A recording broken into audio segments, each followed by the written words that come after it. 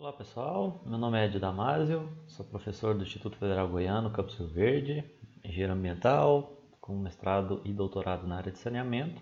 E, mais uma vez, seguindo a nossa série de vídeos, vamos continuar falando, na verdade, sobre matéria orgânica, nitrogênio, fósforo, nas formas de águas naturais e águas residuárias principalmente.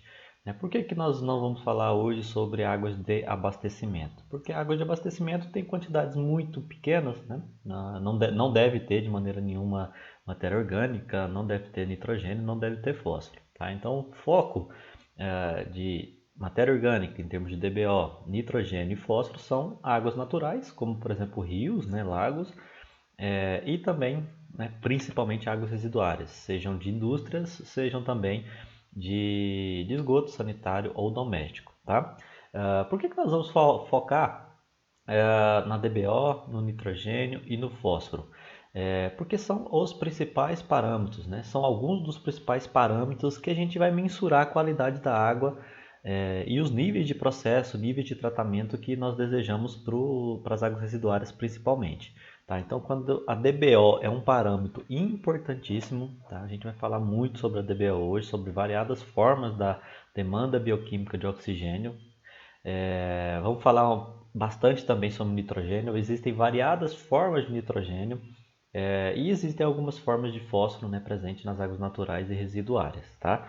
Nos vídeos passados nós falamos um pouco sobre qualidade da água, falamos um pouco sobre poluição também, todos eles atrelados a essas formas aqui essas formas de matéria orgânica e nutrientes.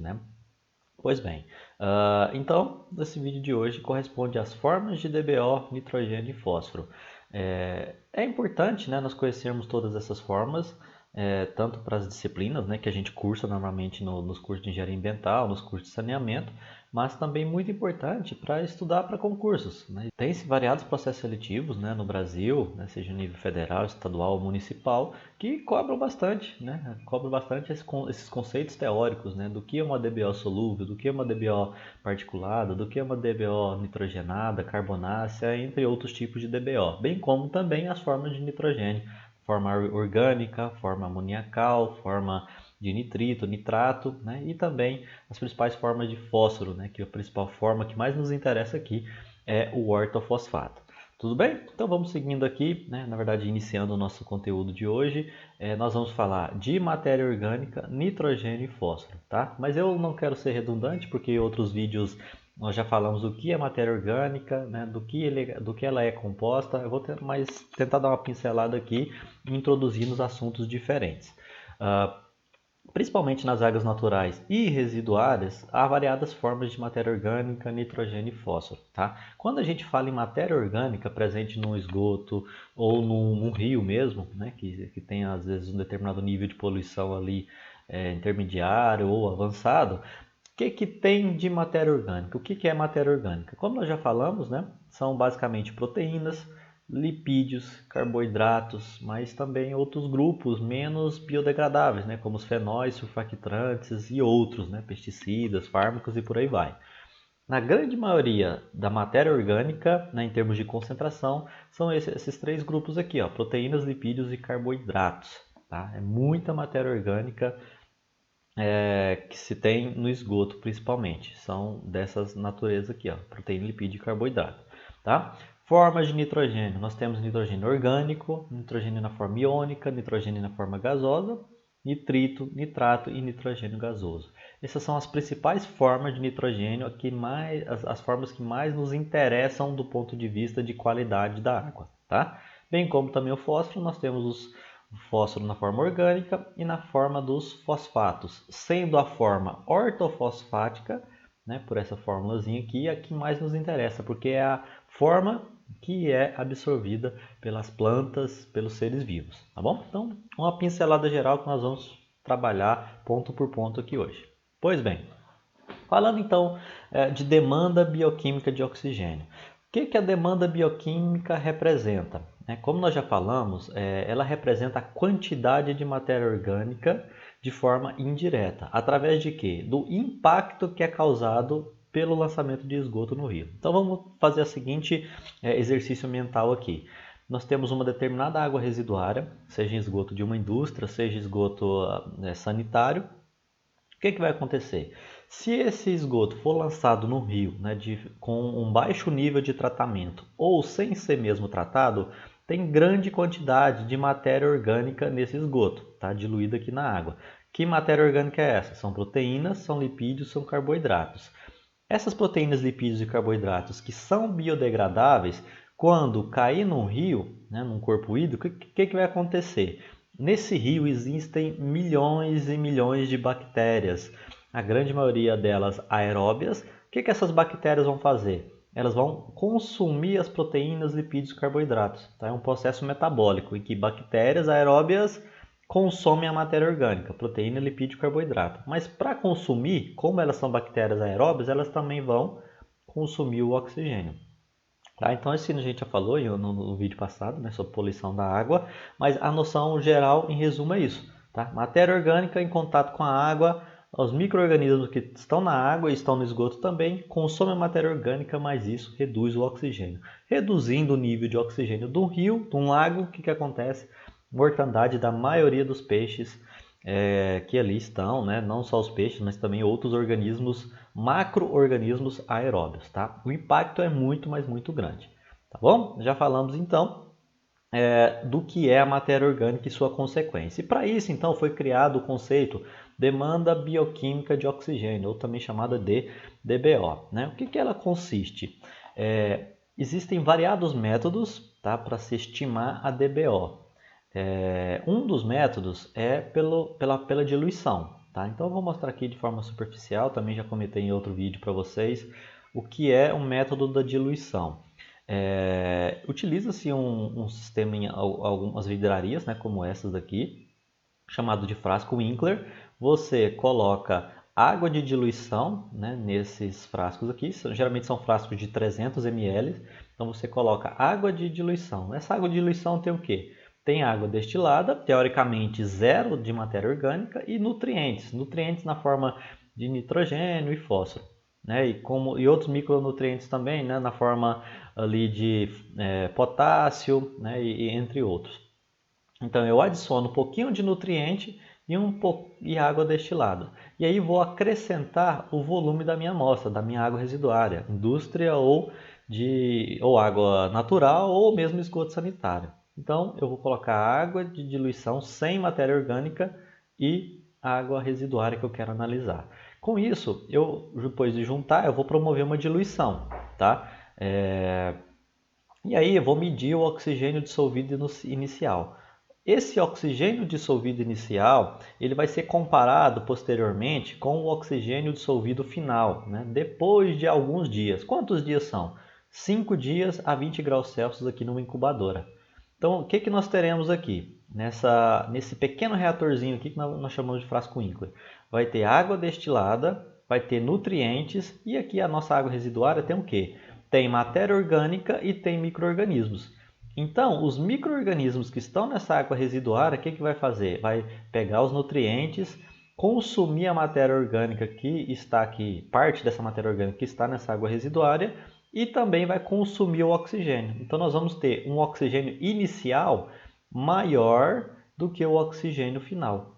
Tá? Por que teve uma diferença? Porque os micro-organismos que estavam aqui na água residuária consumiu parte da matéria orgânica, né?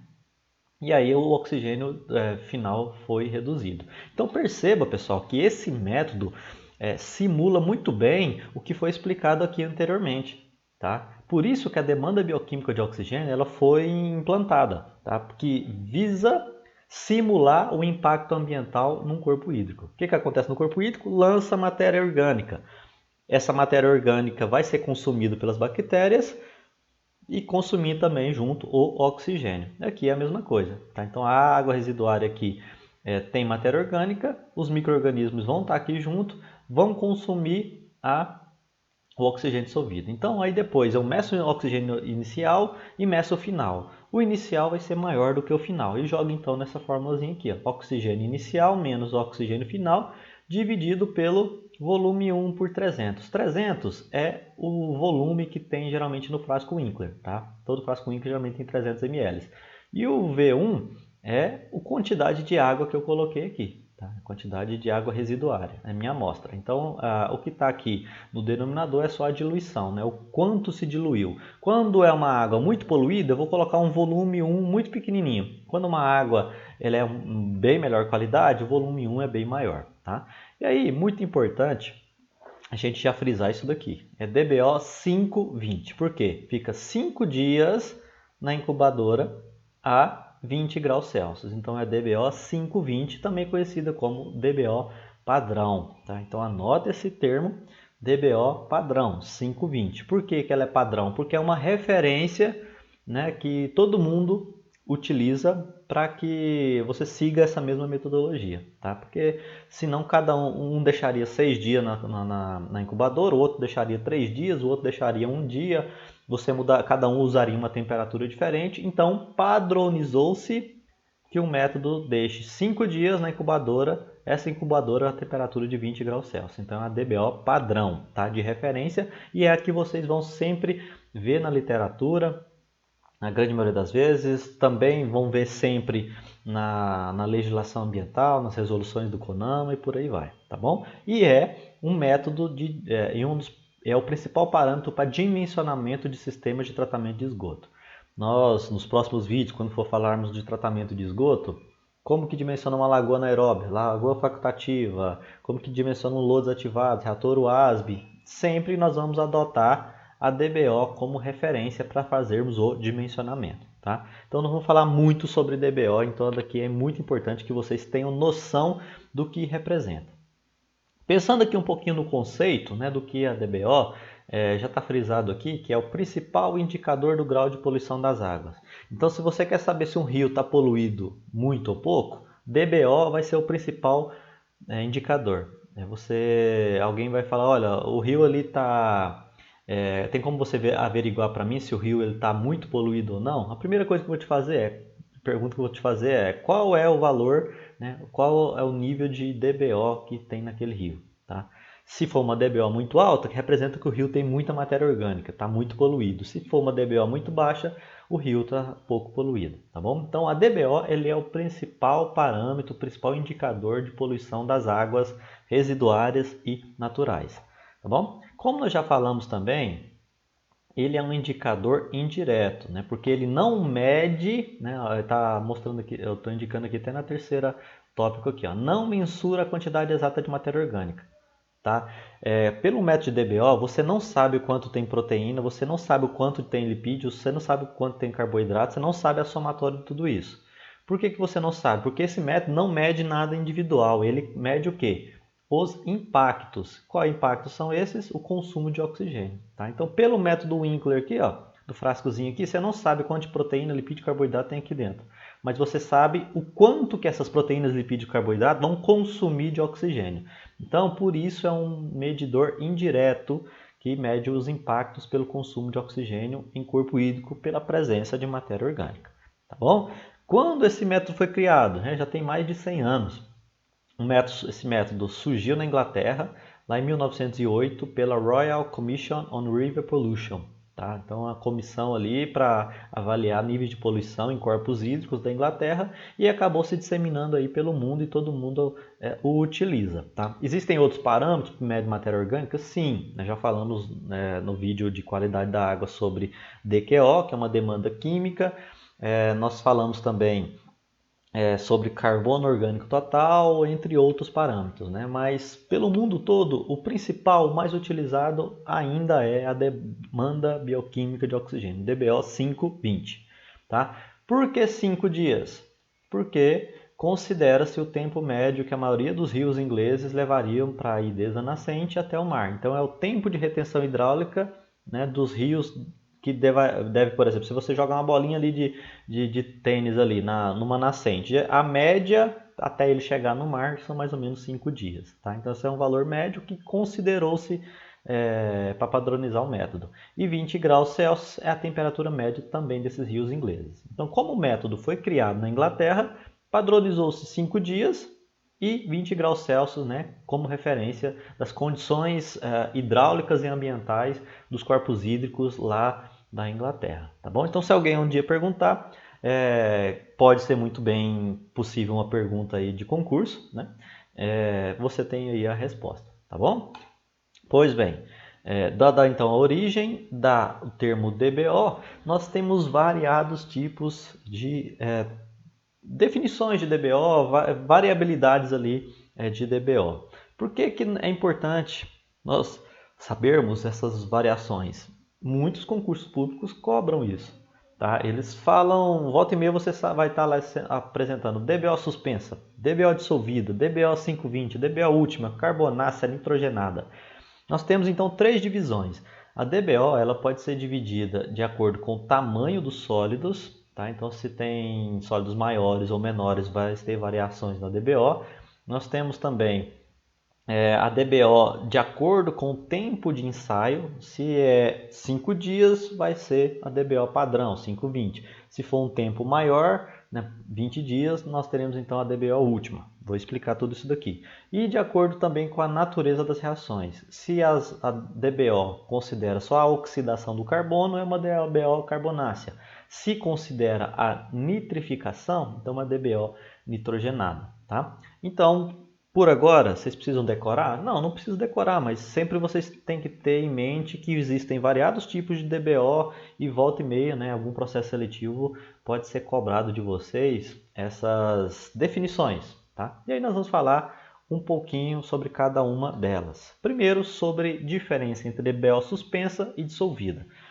Ela leva em consideração aquela tamanho dos sólidos, né? Não sei se vocês se recordam lá do vídeo de qualidade da água. A gente pegava um sisteminha como esse aqui, né? Um sistema manifold de filtração, coloca uma membrana que geralmente tem ali 1,2 micrômetros e aí passa a amostra de água, esgoto ou água natural e tudo mais. O que passou são sólidos pequenininhos, que são chamados os dissolvidos. Aquilo que ficou na membrana são sólidos suspensos. Então, pessoal, nós podemos fazer essa mesma associação a DBO suspensa e DBO dissolvida. Tá? A DBO dissolvida é aquela matéria orgânica pequenininha, né, que passou pelo sistema de filtração e que vai, né, obviamente, ser submetida ao teste da DBO convencional. Tá?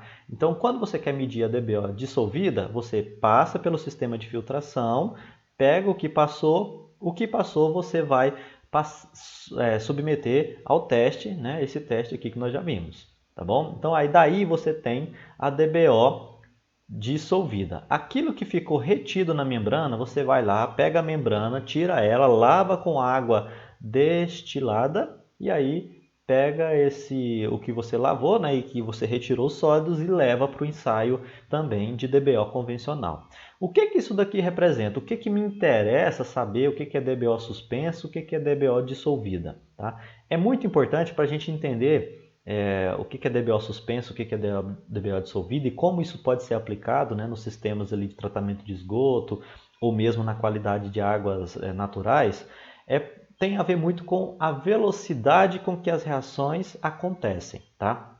Como nós já falamos, aquilo que é suspenso, ou também chamado de particulado, são partículas maiores. Tá? Enquanto que aquilo que é dissolvido ou solúvel são partículas menores. Então perceba aqui, está bem delineado, detalhado aqui. Ó. Aquilo que é suspenso ou particulado são partículas maiores. Então, aquilo que ficou retido na membrana. Tá?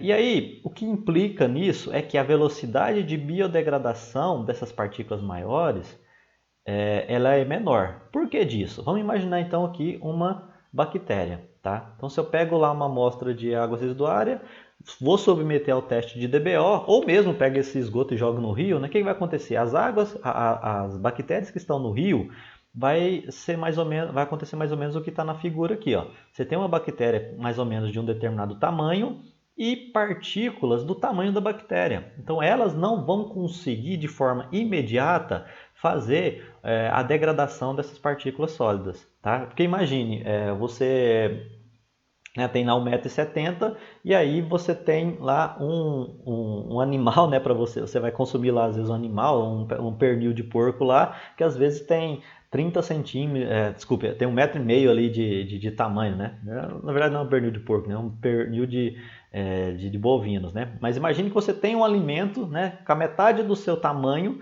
e que aí você não vai conseguir consumir de maneira direta. Você vai ter que particular reduzir o tamanho desses sólidos, né?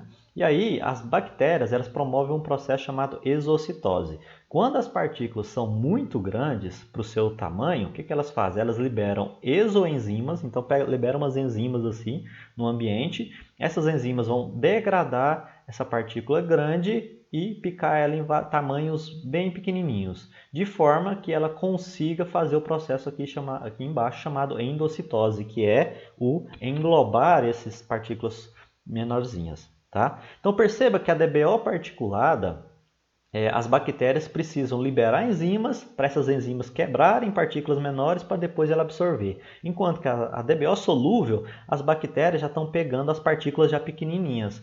Por isso, a velocidade de degradação dessas partículas é maior ou menor de acordo com o seu tamanho. Tá? Então, por exemplo, na particulada, as partículas são maiores. Com isso, a velocidade de degradação ela é menor, porque demora muito, tem que liberar as enzimas, tem que quebrar as partículas, tem que diminuir o tamanho para depois fazer a absorção. Enquanto que na DBO solúvel, as partículas são menores, então a velocidade para degradar é bem mais rápido. Tá?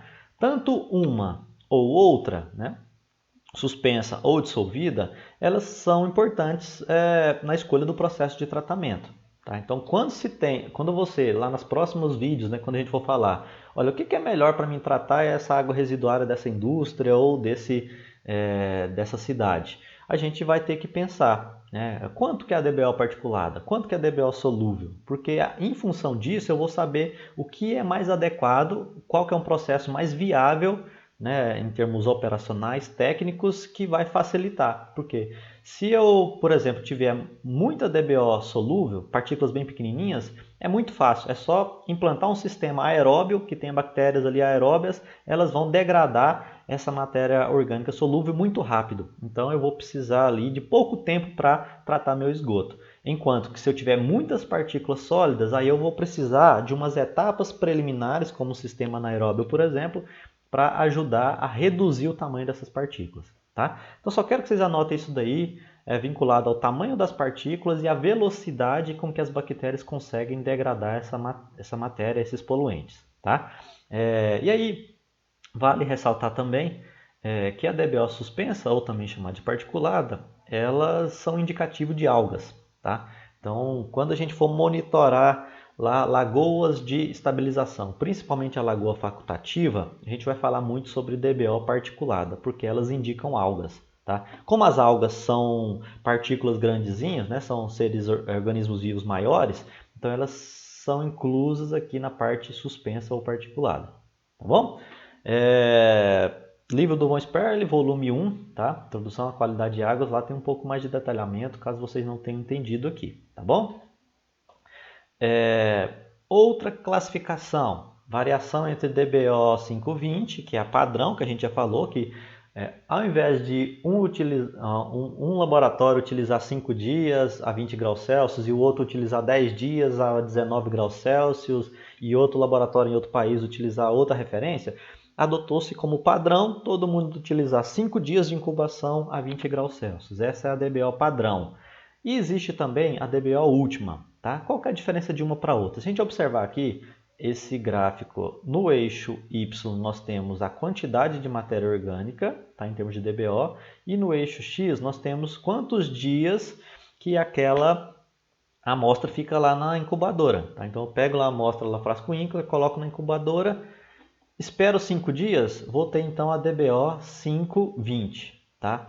Nesse tempo, nem toda a matéria orgânica foi consumida. Tá? Então, não imaginem que 5 dias foi o tempo suficiente para toda a matéria orgânica daquela amostra ser consumida.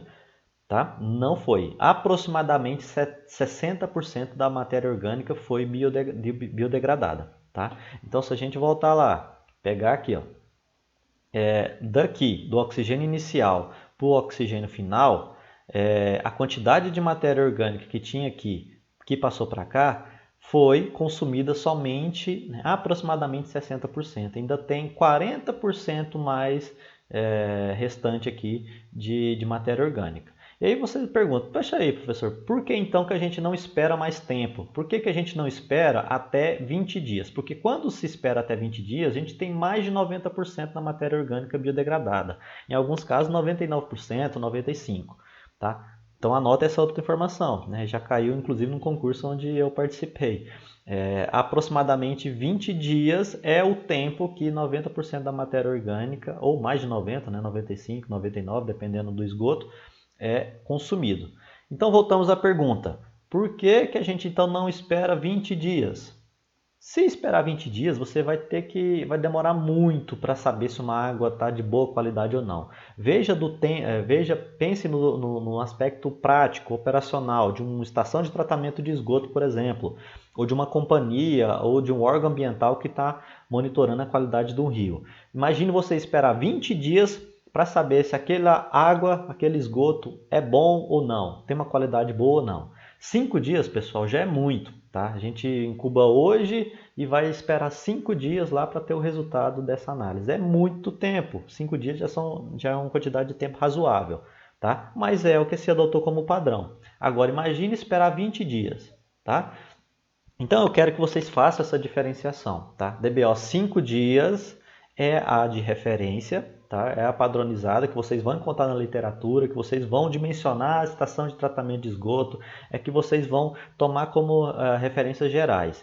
Nesses 5 dias, aproximadamente 60% da matéria orgânica foi biodegradada. Para que atinja mais de 90%, 95%, tem que esperar 20 dias. Por que não espera 20 dias? Porque do aspecto operacional, para a companhia de saneamento, para os órgãos ambientais, é muito tempo.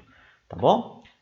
Quando compararmos a DBO última com a DBO 520, a gente pode também ter outros indicativos. Tá? Esse quadro aqui representa, tem aqui a origem do esgoto, né? Se é um esgoto mais concentrado, se ele é de menor concentração, se ele é mais tratado, se é água natural, e a relação entre DBO última e DBO 520. Tá? O que isso daqui nos dá de informação? Tá? O que esse quadro aqui nos representa? Essa relação DBO última, DBO 520, indica a velocidade de degradação da matéria orgânica. Tá? Esse gráfico superior, a inclinação, perceba aqui, ó, que nos primeiros 5 dias está bem inclinada aqui uma reta. Se você traçar uma reta tangente aqui, ó, na curva, você vai ver que a velocidade de degradação da matéria orgânica é muito alta, tá? Porque a inclinação aqui é mais alta. Quanto mais dias ficar na incubadora, você vai ver que a inclinação vai sendo reduzida, ou seja, a taxa de degradação da matéria orgânica ela vai então sendo reduzida. Então, você comparando a DBO última com a DBO 520, você vai ter uma indicativa da velocidade de degradação da matéria orgânica. Perceba também que quanto melhor a qualidade da água, maior será a relação. Então, aqui, ó, um esgoto concentrado, você tem uma determinada relação DBO última, DBO 520. Quando a água, o esgoto, ele reduz a concentração ou o esgoto está sendo tratado, ou uma água de rio, né, com boa qualidade, perceba que a relação DBO última, DBO 520 aumentou. Por que isso daqui acontece? Porque a curva vai ser diferente. Tá? Se a gente pegar um esgoto concentrado e fizer uma curva como essa, e pegar uma água natural, né, e fizer uma curva como essa aqui também, a gente vai ter valores diferentes, tá? Porque quanto mais concentrado o esgoto, mais nós teremos o quê? Aquela matéria orgânica que as bactérias adoram, né? O filé mignon, tá?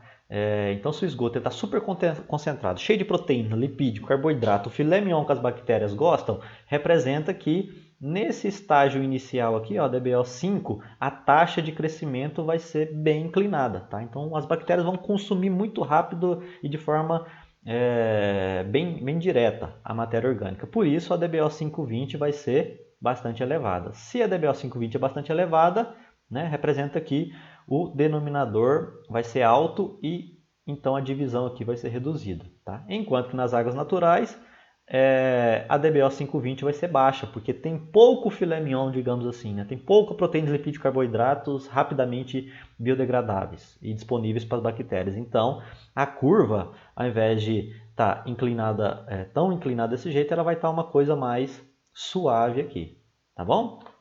Pois bem, reflitam o que eu estou falando, tenta fazer essa relaçãozinha, né, DBO última, DBO 520, pegando essa associação. Lembrando que a DBO 520 é aquela que está rapidamente disponível. É o filé mignon mesmo que as bactérias adoram. Proteína, lipídio e carboidrato ali que quando cai a amostra de esgoto no rio, as bactérias vão lá e consomem aquela matéria orgânica. Enquanto que depois dos 5 dias, até lá para o 20º dia, é aquilo que a galera não quer mais. É ali a costela, é ali a parte que é desagradável ali, que as bactérias têm mais dificuldade de degradar, tá bom? Pois bem, quanto maior a DBO, como eu falei para vocês, né? Quanto maior a DBO, mais matéria orgânica de rápida biodegradação, né? Então o esgoto concentrado ele tem muita DBO 520, logo a degradação é mais rápida, tá? A DBO última é importante, pois estima o impacto real, né? Consumo total de oxigênio no corpo hídrico.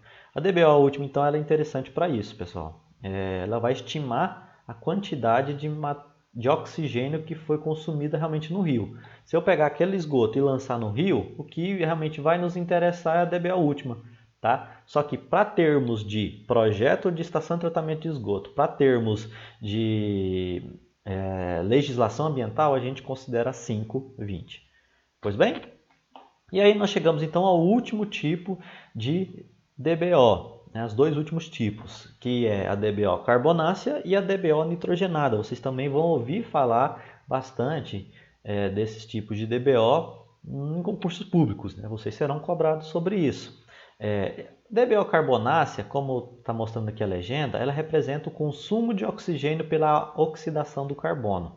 Tá? Ela acontece ali aproximadamente ali até o 7º dia, tá? Então entre o dia 0 e o dia 6, 7, você tem apenas o consumo de oxigênio pelas bactérias para oxidar o carbono, né? Então aquela matéria orgânica carbonácea.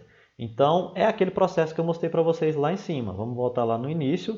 Nós temos aqui então matéria orgânica carbonácea na presença de bactérias e de oxigênio. Esse oxigênio vai sendo consumido para as bactérias pegarem a matéria orgânica carbonácea, tá? Então é o que nós chamamos, que nós falamos tudo até agora, é a DBO carbonácea. Mas existe, pessoal, um outro tipo de DBO, que é a DBO nitrogenada, que depois do 7º, 8º dia, lá, a partir do 10º, 12º dia, já começa a acontecer um processo chamado de nitrificação. O que é a nitrificação?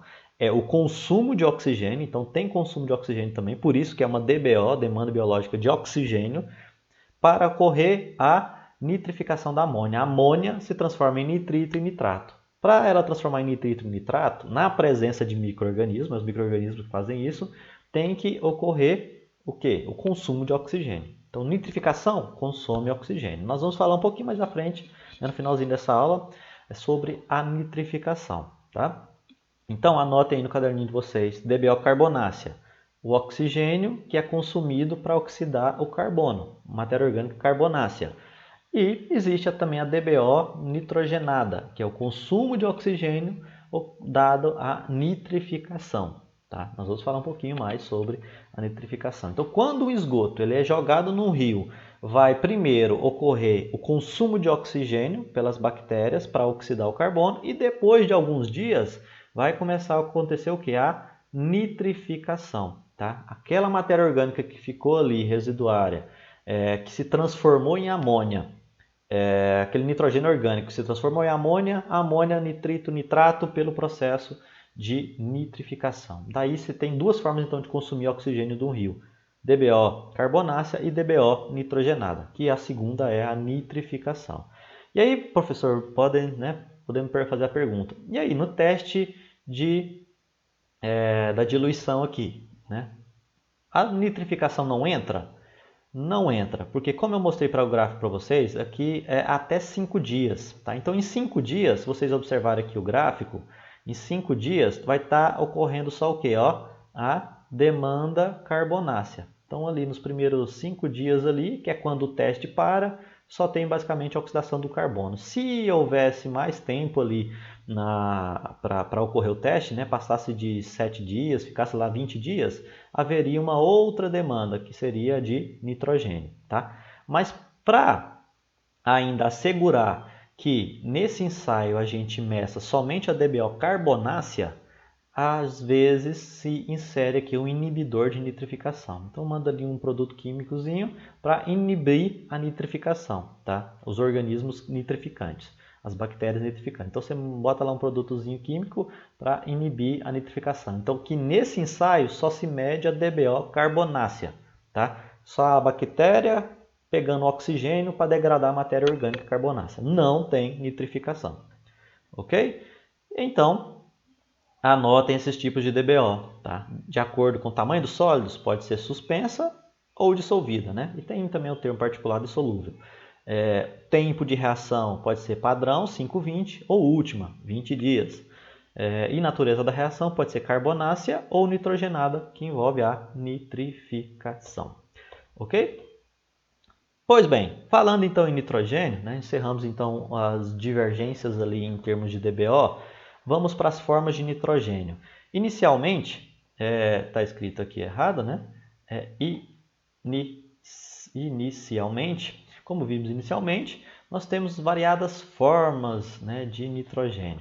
É bastante interessante, né, para quem aí mexe com aquarismo, né, tem os peixinhos aí em casa, é importante ter controle de alguns parâmetros. Por exemplo, a amônia. Tá? A amônia na forma gasosa, o NH3, é tóxica para os peixes. Então, se o seu aquáriozinho, se o seu laguinho de casa, né, ou mesmo no rio natural, né, ambiente natural, tiver grandes concentrações de amônia, NH3, seus peixes vão morrer. Tá? Seu pesque-pague lá também, os peixes lá do pesque-pague. Então, se tiver altas concentrações de amônia gasosa, NH3, os peixes vão morrer. Amônia iônica é outro parâmetro importante, o nitrogênio orgânico, nitrito, nitrato e nitrogênio gasoso. Existem variadas outras formas de nitrogênio que podem estar no solo, que podem estar na atmosfera, mas para a água, né, o que mais é importante para a gente, até esse momento, que a gente vai focar bastante ali no tratamento de esgoto, são essas formas, tá? Então pode anotar no caderno de vocês o nitrogênio na forma orgânica, iônica, né, gasosa, nitrito, nitrato e nitrogênio gasoso, tá bom? Pois bem, aqui nós temos um esquemazinho, tá? Bastante interessante, acho que tentei ser de forma prática e direta aqui, de como é o ciclo ali do nitrogênio, tá? Primeiro, nós temos o nitrogênio na forma orgânica. O que é o nitrogênio na forma orgânica, professor? É o nitrogênio que está lá na forma de proteínas, né? Os milhares de grupos de proteínas, lipídios e carboidratos. Então, se tem proteína, lipídio e carboidrato, muito provavelmente vai ter nitrogênio. É um processo, tem nitrogênio orgânico ali. Esse nitrogênio orgânico não tem tanta importância nessa forma para a gente, tá? Ele só vai consumir oxigênio, né, porque vai ocorrer aquela degradação, né, a oxidação da matéria orgânica carbonácea. Mas quando acontece um processo chamado hidrólise, esse nitrogênio na forma orgânica ele se transforma em amônia iônica. Tá? Então, nitrogênio orgânico pode se transformar em amônia iônica, tá? Que é o NH4 mais I, então por isso é um íon. Se o pH estiver lá 4, 5, 6, 7, 8, né, até lá mais próximo a 9, o que vai predominar naquele ambiente é essa amônia na forma iônica. Ela não é tóxica para os peixes, ela não é problemática. Porém, se o pH daquele ambiente aquático, né, ou mesmo da sua amostra de água residuária, ela for lá 9,5, 10, 11, essa amônia iônica ela se transforma numa amônia gasosa, que sim é tóxico para a maioria dos peixes. Tá bom? Então quem aí mexe com aquário, tem um aquáriozinho, né, um pesque-pague, se o pH da água começar a ficar muito alcalino, os peixes com certeza vão morrer em virtude da alta concentração de amônia gasosa. Tá? Estou falando isso daqui, né, como informação importante, né, que a gente vai falar muito isso sobre no processo de tratamento de esgoto também, tá? E também de qualidade de água, que é muito importante se ter um controle adequado do pH. Pois bem, amônia iônica Quando se tem oxigênio no rio, né, vai acontecer o processo então que chama-se nitrificação. Essa nitrificação, como a gente já falou, é a demanda biológica de oxigênio nitrificante. Então, a DBO nitrificante. Essa DBO nitrificante, ou seja, uma demanda de oxigênio para que ocorra a nitrificação, ela vai acontecer por alguns grupos de micro-organismos. Tá? Tem micro-organismo que vai pegar a amônia iônica que consumir o oxigênio e transformar em nitrito. Outro grupo de micro-organismos, bactérias, vão lá pegar o nitrito, consomem mais oxigênio e transformam em nitrato. Então essa é uma via chamada de nitrificação. Se tiver oxigênio no rio, esse oxigênio do rio vai reduzir para que a amônia se transforme em nitrato. Tá? Quando não tiver mais oxigênio naquele corpo hídrico, tá? Então aqui sem oxigênio, for condições anóxicas, vai ocorrer o processo chamado de desnitrificação, que é transformar nitrogênio, na forma de nitrato, para nitrogênio gasoso, N2, que é volátil e vai para a atmosfera. Então, pessoal, isso daqui tudo pode acontecer no rio. Lança o esgoto no rio, ocorre a hidrólise, forma-se amônia iônica, nitrito, nitrato, o oxigênio do rio baixa. Se chegar em algum ambiente anóxico onde não tem oxigênio, pode transformar em nitrogênio gasoso, volatiliza, o oxigênio vai embora. Então guardem esses nomes, tá? Guardem esses nomes. Nitrogênio orgânico, amônia iônica, gasosa, nitrito, nitrato e nitrogênio gasoso. Nitrificação e desnitrificação. São processos muito importantes que servem para a gente controlar a qualidade de água de um rio, uma água natural, mas muito mais importante ainda vai ser quando a gente for estudar o tratamento de esgoto. Como remover nitrogênio do esgoto, tá? Das águas residuárias, de indústrias e sanitário. A gente vai ter que envolver nitrificação com a desnitrificação. Guardem esses nomes que vai ser bastante importante lá na frente, né, nos próximos vídeos. Ok? E aí vale ressaltar também, destacar que o nitrato, na forma de NO3, e a amônia iônica são as formas responsáveis pela eutrofização. Então, essa amônia iônica aqui e esse nitrato são as formas que são absorvidas por algas, por seres, por plantas, seres fotossintetizantes de forma geral. Então, aquilo que é responsável pela eutrofização, que foi falado no vídeo anterior, né, sobre poluição da água, nós temos então alguns dos responsáveis, que é a amônia iônica e nitrato, a forma que as plantas conseguem absorver nitrogênio. Tá? Então, por isso é importante sempre controlar amônia iônica e nitrato num corpo hídrico para que não aconteça a eutrofização. Da mesma forma que é importante controlar a amônia gasosa para que os peixes não morram. Tá? E sempre importante também controlar o oxigênio, o nitrogênio orgânico, porque ele dará origem às outras formas. Tá bom? Então, é importante também a gente utilizar esses conceitos, essas formas de nitrogênio, para a gente fazer algumas reflexões. Tá? Por exemplo, lá na sua casa, né, aí na sua casa, o esgoto bruto e fresco, né, aí das suas casas vão ter o quê? Muito nitrogênio orgânico. Tá? Então, quando você vai lá no vaso, dá uma descarga, utiliza ali o banheiro, o chuveiro, utiliza ali a cozinha, produzir alimentos, né? Você está gerando esgoto, ou mesmo nas indústrias, né? Quando, por exemplo, indústrias alimentícias, está gerando muito nitrogênio na forma orgânica, proteínas, lipídios e carboidratos. Tá? E pouca amônia, porque quando o esgoto é bruto, né, ali pouco tempo que ele foi gerado, não vai ter ocorrido nada além do início do processo de hidrólise. Tá? Então, quando a gente tem um esgoto bruto, fresco, tem muito nitrogênio orgânico e um pouquinho de amônia iônica, e nenhum nitrito nem nitrato, porque o esgoto foi gerado naquele pouco momento. Ao passo que esse esgoto ele é lançado ali na rede coletora, o nitrogênio orgânico vai se transformando em quê? Amônia iônica. Então a gente observar aqui, ó, o nitrogênio orgânico vai sendo hidrolisado e transformando na amônia na forma iônica. Tá? Se da rede de esgoto for para uma estação de tratamento de esgoto, o que vai acontecer? Lá na AET, o objetivo vai ser o quê? Pegar o nitrogênio orgânico, transformar em amônia, essa amônia transformar em nitrito e nitrato. Tá? Então depende muito do estilo, né, do tipo da estação de tratamento de esgoto. O objetivo é reduzir o orgânico, reduzir a amônia e aumentar os níveis de nitrito e nitrato para depois ocorra a desnitrificação. Tá? De forma geral, é remover tudo, tá? Mas para remover orgânico, amônia e nitrato, e nitrito e nitrato, a gente tem que fazer essa via aqui. Ó. Primeiro a gente nitrifica o esgoto, depois a gente desnitrifica. Tá? Nos vídeos sobre tratamento biológico, remoção biológica de nitrogênio, a gente vai falar bastante sobre isso. Tá? Se, porventura, a cidade, né, ou a indústria ali não tem um tratamento de esgoto e lança as suas águas residuárias num corpo hídrico, a gente vai ver que o impacto vai ser bastante significativo. Vai ter no rio o nitrogênio orgânico vai se convertendo em amônia iônica e essa amônia iônica vai se convertendo em nitrito e nitrato. Esse processo está exemplificado aqui embaixo. Tá? Quando se lança esgoto no rio, então o que está de azul aqui é um corpo hídrico, né? Aqui é um corpo hídrico.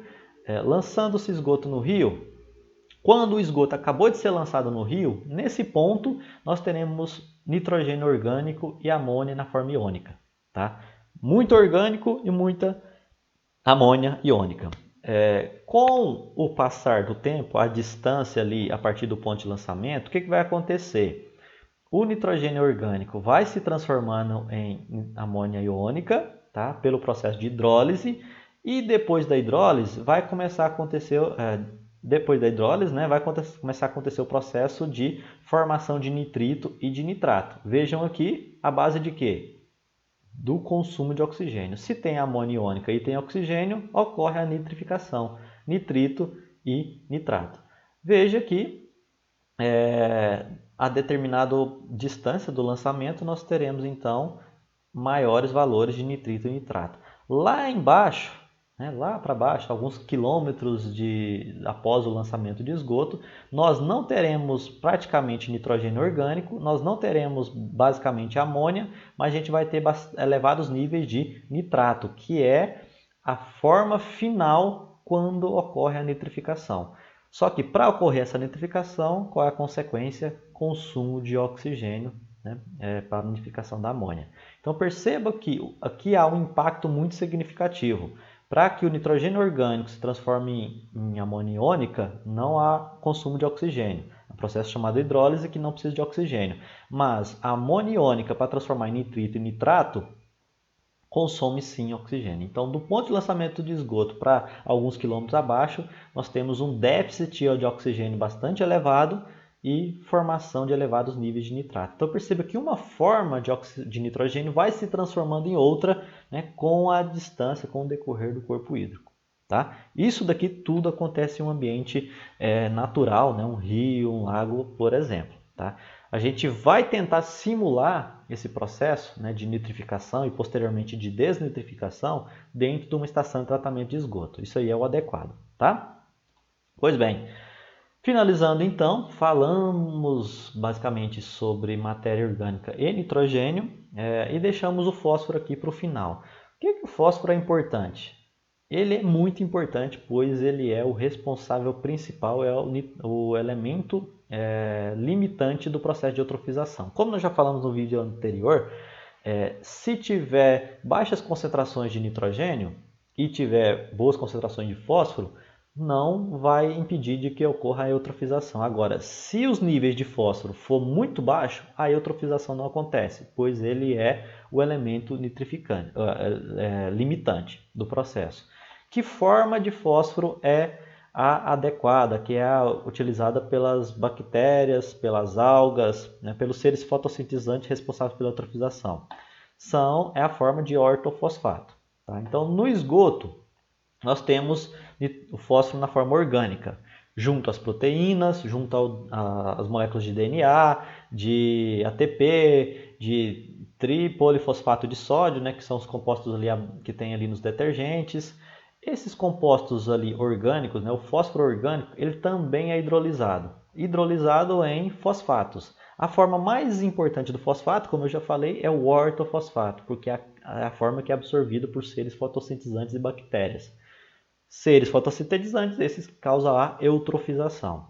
E outras formas de fosfato, elas são de menor biodegradabilidade. A gente vai ver que para tratar esgoto, para remover poluentes de uma determinada água residuária, Se for matéria orgânica, a gente usa processo bioquímico, micro-organismos. Se for nitrogênio, processos microbiológicos também. Agora, se for fósforo, é um processo que não conseguimos remover por processos biológicos. Tá? É muito difícil remover fósforo por processo biológico. A principal forma de remoção de fósforo de águas residuárias é por processo químico. Tá? Nisso, dá-se a importância, né, de sempre estar atento às quantidades de fosfato que tem uma amostra de águas residuárias, porque esses fosfatos podem se converter no ortofosfato, sendo lançado num corpo hídrico, principalmente se for um ambiente de água parada, vai crescer a quantidade de algas, promover a eutrofização. Tá? Então, o fósforo ele não tem muitas variações, né? Perceba aqui que o nitrogênio ele tem variadas formas, orgânico, iônica, nitrito, nitrato, amônia, gasosa e por aí vai, enquanto que o fósforo ele é mais comedido ali, né? Não tem tantas variações. Ele só se hidrolisa, transforma ali em ortofosfato, é o que é absorvido por micro-organismos e as outras formas ficam lá, né, com baixa biodegradabilidade. Tá bom? Pois bem, pessoal, então nós terminamos esse vídeo aqui, né? Terminamos por aqui. E a partir do próximo vídeo ali, a gente vai começar a falar sobre níveis e processos de tratamento de águas residuárias. Nós vamos ver que existem variados níveis, nível preliminar, primário, secundário, terciário e os processos divididos ali em processos físicos, químicos e biológicos. Tá bom? Então agradeço a atenção e até o próximo vídeo.